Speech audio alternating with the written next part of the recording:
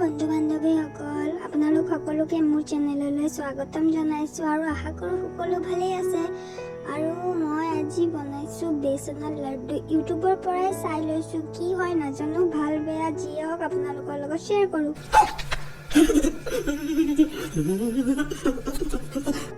লাড্ডুটো বনাবৰ কাৰণে একদম কম বস্তুৰে বনাব পৰা যাব। মই আজি ফাৰ্ষ্ট টাইম ট্ৰাই কৰিছোঁ, তো এতিয়া মই বেচনখিনি ভালকৈ পানীৰে গুলি লৈছোঁ।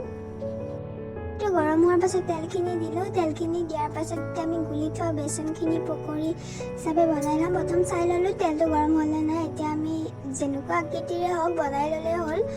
এয়া আমাৰ বনাই হৈ গ'ল। তাৰপাছত আমি পকৰাখিনি মিক্সাৰ গ্ৰাইণ্ডাৰত মিহি কৰি ল'লোঁ। মিহি কৰি লোৱাৰ পাছত চেনিৰ ৰস বনাওঁ। তাৰ কাৰণে আমি আধা কাপ পানী আৰু আধা কাপ চেনি ব্যৱহাৰ কৰিছোঁ। তাৰপাছত আমি যিখিনি গুড়ি কৰি থোৱা আছিলে, গুড়িখিনি চেনিৰ ৰসত দিলোঁ আৰু এতিয়া অলপ সময় ঠাণ্ডা হ'বৰ কাৰণে থৈ দিলোঁ। ঠাণ্ডা হৈ গ'ল, এতিয়া আমি লাড্ডু বনাই লওঁ। একেবাৰে ইজি হয় প্ৰচেছটো। মই বনাই চালোঁ আৰু আপোনালোকে বনাই চাব। খাবলৈ কিন্তু বহুত ভালেই লাগিছিলে। ঘৰৰ চবকে দিলোঁ, চবে কৈছে ভাল হৈছে বুলি, আৰু এদিন বনাব কৈছে। মজা আয়া।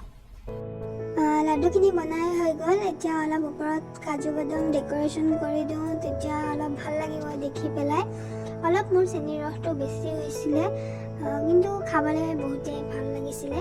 ঠিক আছে, আজিলৈ মোৰ ভিডিঅ'টো ইমানতে সমাপ্ত কৰোঁ। আপোনালোকে মোৰ ভিডিঅ'টো চাই কেনে পালে কমেণ্ট কৰিব একদম নাপাহৰিব, আৰু মোৰ চেনেলটো ছাবস্ক্ৰাইব কৰি দিব আৰু লাইক কমেণ্ট শ্বেয়াৰ কৰিব।